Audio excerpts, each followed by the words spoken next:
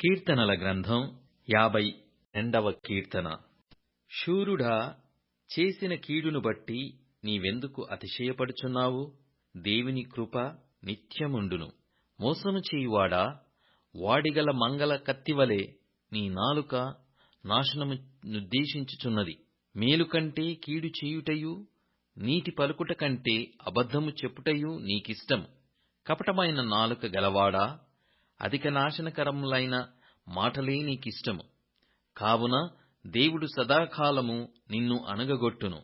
నిన్ను పట్టుకొని ఆయన నీ గుడారములో నుండి నిన్ను పెళ్లగించును. సజీవుల దేశములో నుండి నిన్ను నిర్మూలము చేయును.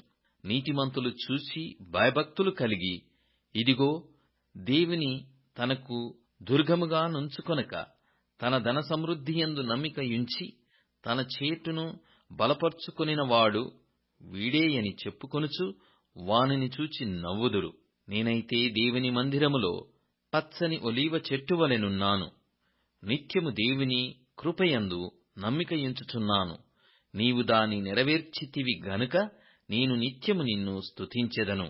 నీ నామము నీ భక్తుల దృష్టికి ఉత్తమమైనది. నేను దాన్ని స్మరించి కనిపెట్టుచున్నాను.